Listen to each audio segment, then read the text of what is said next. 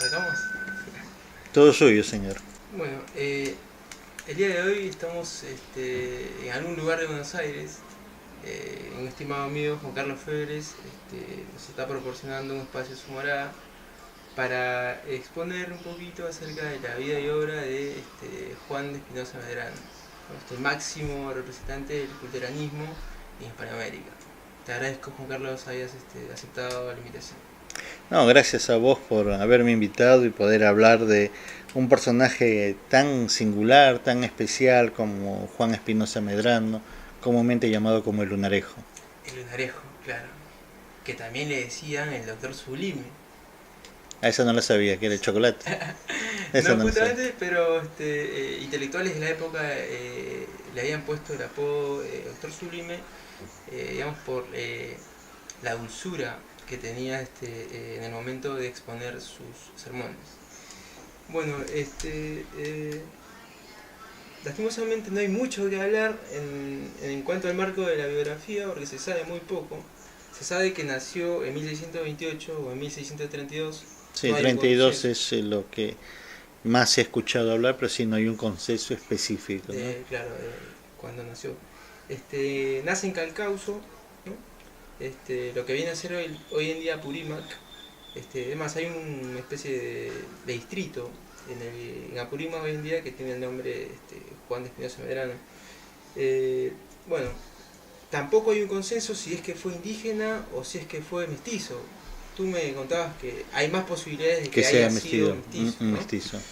Se sabe también que un párroco franciscano, a la edad de 12 años, cuando tenía Juan de Espinosa, lo lleva a estudiar a la escuela, en donde él desarrolla muchas habilidades que él ya tenía innatamente, ¿no? Como es aprender dos idiomas adicionales a las que él ya manejaba, ¿no? Como es el castellano, el quechua, el hebreo y además el latín. Efectivamente, Un sí. políglota. Bueno, ya de pequeño nos daba luces de lo que podría ser de grande. Eh, bueno, este personaje no viajó, el Lunarejo no tuvo un viaje a Europa, no se le conoce algún otro viaje. Lo que sí se le conoce es la calidad de sus sermones y este libro magnífico, pues, ¿no? El que tú nos vas a comentar seguramente ahora, el apologético en favor de Don Luis de Góngora. Exactamente. ¿Algún dato que nos quieras aportar de tu conocimiento acerca de lo biográfico? ¿O se ha dicho todo? Casi lo has dicho todo. No, lo interesante de esto, para contextualizarlo en el tiempo histórico, es que es siglo XVII, 1600, como vos bien dijiste, y en ese tiempo las castas sociales, la burguesía, eh, tenía una connotación muy firme, muy rígida. eh, la ascensión social era muy difícil, casi imposible, si no era a través del servicio militar del ejército o de la Iglesia Católica. Eh, Esto para ver la importancia de la intelectualidad, del ingenio de este joven Lunarejo. Eh, bueno, como bien dijiste vos, lo llevan al Colegio San Antonio de Abad, eh, y no era para cualquiera. Sin embargo, al escucharlo, al verlo, al ver su capacidad que tenía, eh, lo, casi como que lo adopta y se lo lleva y lo becan para que estudie ahí, porque no cualquiera podía estudiar, había que pagar unas sumas interesantes de dinero para las clases burguesas, o los hijos de terratenientes tenían que pagar una determinada cantidad de dinero. Él, él allí se instruye realmente, como vos bien dijiste, se aprende dos idiomas adicionales, aparte del natural, que era el quechua, y del aprendido, que es el castellano. Eh, Él toma para sí todos los clásicos, ¿no? los clásicos griegos, los romanos, todo lo que pudo haber encontrado en la biblioteca lo toma, lo absorbió. Vos anteriormente, en la conversación que tuvimos anterior, habías hablado de un comentario de Mario Vargas Llosa en cuanto a la cantidad de libros que él hace referencia en su obra. Y más allá de eso, él también se referencia en los evangelios. Qué sensacional. Yo te quiero hacer una consulta, Juan Carlos. Ya que has hablado del siglo XVII, quisiera que nos expliques brevemente acerca del periodo barroco. Ese periodo se conoció el esplendor de las artes. La música, por ejemplo, hizo un cambio sustancial a lo que fue el Renacimiento, nuevos acordes, nuevas líneas musicales, y el barroco es interesante porque en la línea musical rompe los esquemas anteriores y abre a una nueva forma de tocar. Hay nuevos instrumentos, la cítara aparece con mayor fuerza, por ejemplo, y a diferencia de otros lugares como México, Bolivia o que sería Nueva Granada, en Perú el barroco tiene una gran preponderancia, toma una gran fuerza, y esto era en cuanto a la música. En cuanto, bueno, a la arquitectura, se salió de la línea, de la pureza de la línea recta, a trabajar a la viveza, al amor por la línea curva, y eso es lo que encontramos en el barroco, ¿no? Y en cuanto a las letras, ahí hicimos, wow, fue un cambio terrible. Salimos de la estructura, del lineamiento de lo que es el Renacimiento, del cuadrado, de las composiciones firmes, duras, rígidas, a algo más ingenioso. El ingenio traducido en la escritura se acercaba a la sátira, se acercaba a la comedia, si se quiere, sin llegar a la chabacanería. Eso es lo que tenía el barroco, eso es lo que tenía el lunarejo. El lunarejo lo que tenía era que podía hablarte y mofarte de ti sin ofenderte, respeto, claro, sin ofenderte. Claro. Pero, ¿por qué es importante el barroco? Para Perú fue muy importante. Hoy por hoy tenemos todavía vivencias del barroco y creo que las consecuencias todavía no han sido medidas. Perú es eminentemente barroca. Su modo de expresarse, su modo de hablar, su modo de contestar es muy barroco. La manera de conducir que tenemos es barroco. Y un ejemplo de lo que sería el barroco. Nuestra música criolla. Es el resultado, es la cumbre de este proceso que comienza en 1600. De hecho, la representante, o una buena representante, sería Chauca Granda, con su Flor de la Canela. Claro. Lo interesante es que el barroco es esencialmente racional. Pero en ese racionalismo que tiene, da pie o da lugar al ingenio, a esa mixtura que tiene el criollo, el mestizo, esa mezcla del Ande con sus apegos ancestrales y hasta su modo de pensar, con ese mestizo, con ese mulato, con ese criollo que llega. Toda esa mezcla hace una conjunción con lo occidental, que vendría a ser esa línea dura, ese barroco nuevo es lo que trae ese ingenio, ese criollismo que hoy lo vivimos. Y eso fue el lunarejo. Cuando uno lee Apologética de Góngora, en defensa de Góngora, encuentras eso. Una musicalidad, una calidad en las citas. Justamente me hacías acordar lo que hablábamos antes, ¿no?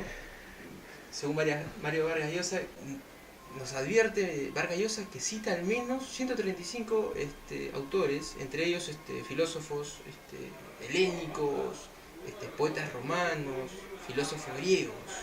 Yo me acuerdo que utilizaba Ovidio mucho, eh, y es verdad, él, él utiliza la filosofía, él utiliza eh, la, la teología y utiliza elementos básicos para poder expresarse.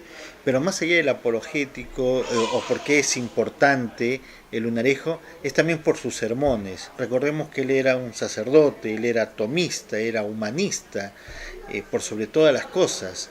Él rompió con los paradigmas de la época aún del proceso evangelizador que había. Como te decía anteriormente, sí. Se sabe además, bueno, los historiadores del lunarejo han advertido de que una de las obras teatrales, una de las primeras, sino traducidas, digamos, al quechua o interpretadas al quechua, ha sido el hijo pródigo, ¿no? Esta de las escrituras de Sí. la Biblia, que fue el lunarejo. Él tradujo y la convirtió en una obra teatral. Ese es para que veas esa capacidad de intelecto. Era, a ver, ese ingenio que él tenía y que describe a la mayoría de los escritores barrocos de la época, demuestra su sagacidad. Ese era romper con los moldes que había del catolicismo. Recuerden, en ese periodo, salvo los curas, nadie más podía leer la Biblia, si no la Inquisición llegaba. Ahora, ¿te imaginas una obra de teatro hablando algo de la Biblia y en quechua para el pueblo, para las multitudes? De hecho, digamos, el sujeto para quien iba dirigido era el pueblo, era Claro. el quechua. Por eso te digo, rompe con todos los paradigmas. Regresando al tema de apologética, es algo interesante porque fue uno de los pocos libros que se pudo reimprimir, o sea, se hizo una segunda edición en menos de 30 años. Una segunda entrega en menos de 30 años. Así es. ¿Y en esa época era común? No, era dificilísimo poder tener una segunda edición. Qué interesante. La calidad. Y eso es la demanda que no solamente en Hispanoamérica había de lo que él escribía, sino también de cómo lo recibieron en España. Obviamente que aquí estamos hablando de algo especial que le tocaba a las fibras más íntimas del Reino de España, porque estaban tocando Góngora. Pero a lo que yo voy es que esa finura que vos decías, esa cristalidad, esa belleza que tenía para escribir, hizo que otra vez en menos de 30 años se haga una segunda edición. Y en ese periodo era muy difícil. Las segundas ediciones comienzan a partir de 1800 y poco. No era común, era muy caro. Y el que tenía un libro ya tenía el libro. En palabras de Mario Vargas Llosa, el lunarejo es la capital, digamos. Es el inicio que da pie para que exista en el siglo XX escritores barrocos como Leopoldo Marechal, como Alejo Carpentier, Lezama Lima. ¿Qué opiniones te merece? ¿Sentido? Por ejemplo, Leopoldo Marechal, en Adán, Buenos Aires, es un poco más estructurado, pero juega con esa ambivalencia, con esa posibilidad del ser, con las costumbres, y con lo que se genera o con lo que se debería generar en un nuevo ser, ¿no? Ese es Adán, Buenos Aires, ¿no? Leopoldo Marechal. Tanto es así que en los años 60, 50, hasta 70, la disputa era en los 60 realmente, los jóvenes peronistas decían yo soy peronista, soy de Boca, y algunos, ¿no? Y decían, y le va Marechal. Fue la disputa que había entre el Marechal y Borges, ¿no? Borges era tiene otra cosmovisión, otra forma de ver el mundo y otra forma de escritura. Marechal era mucho más plano, más pueblo en ese sentido, más barroco también. Qué interesante saber y qué honor, digo, como peruano, ¿no? Saber que uno de los fundadores, digamos, de esta corriente, o uno de los que la aplicó, la tradujo, digamos, a estas tierras hispanoamericanas fue este gran Lunarejo. Así es. Bueno, hemos hablado un poquito acerca de la biografía, que lastimosamente no se ha extendido demasiado, no hay muchos datos concretos, no hay consensos por parte de los conocedores, de los críticos, Claro, porque los historiadores. estamos hablando de 1600 y salvo estas dos obras no tenemos mucho, salvo algunas apreciaciones biográficas de algunos de terceras personas, ¿no? Por ejemplo, el virrey que vos comentabas en esa anterior conversación, eh, llega a Lima y lo primero que hace es ir a Cusco para escuchar los sermones de él. Él no era una persona famosa, pero sí lo que hacía era llenar los lugares donde él iba a dar su sermón. No encontraba un lugar para que no se le escuchase. Él llegó a ser, para mí, el hombre más importante, el que defendió, el que abrió el camino a la literatura peruana, a la actual literatura peruana, la que conocemos. Esa escritura novedosa para la época proviene de él, de Lunarejo. Más allá de que sea la disputa entre un portugués y un español, la riqueza de Lunarejo está, como vos dijiste, en su forma de escritura, en su lenguaje, en sus ritmos y cadencias que tiene a la hora de escribir y en su humor coloquial, en su sátira, en ese ingenio llevado al verbo, ¿no? Si, digamos, el barroco tenía una musicalidad exquisita, yo creo que el Lunarejo las hizo bailar las palabras. Exactamente. Yo creo que ese es el fin último, ¿no? Él es el ingenio hecho en palabras. Oye, te agradezco mucho, Juan Carlos, nos hayas dado esta cátedra, pues, ¿no? Acerca del Lunarejo, con datos que yo realmente he buscado mucho, he revisado la obra, acabas de mencionar el apologético, datos biográficos muy chasqueados, de muy dudosa fuente. Wikipedia no, por favor. Por favor. Te agradezco hayas tenido a bien aceptar la invitación y no sé si tienes algún tipo de reflexión final para nuestros seguidores. No, lo rico es de que de alguna manera el Lunarejo viene a representar lo que nosotros deberíamos siempre recordar. No somos menos que Occidente, que nosotros podemos hacer nuestra propia cultura, que tenemos la riqueza innata en nosotros, siempre digo, está en nuestro ADN.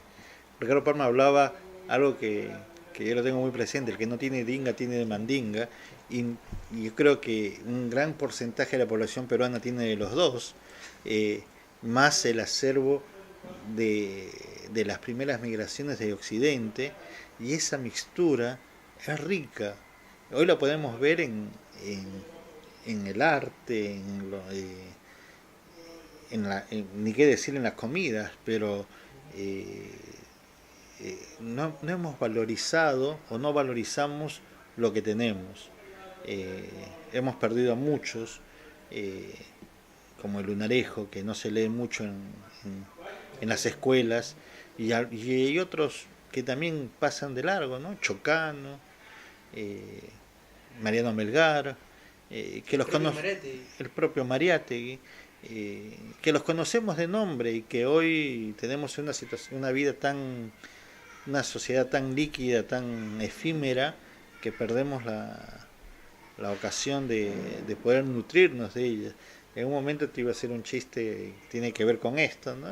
Cuando hablabas de lo que Mario Vargas Llosa había descrito de la cantidad de autores que él comenta en su obra, y uno puede decir, wow, tantos ha leído, y es que en ese periodo la única manera de instrucción era a través de la lectura, y obviamente no había ni televisión, Y tablets. ni cable, ni tablet, ni los clásicos del fútbol, ¿no? Eh, eh, pero eso te abre preguntas que nosotros deberíamos responder. ¿Qué esperamos de nosotros mismos? ¿Dónde está nuestra riqueza cultural? ¿Y qué aporte podríamos dar nosotros? No necesitamos ser escritores, necesitamos legar a nuestros hijos estos aportes. Es algo tan sencillo como eso. Muchas gracias, Juan Carlos.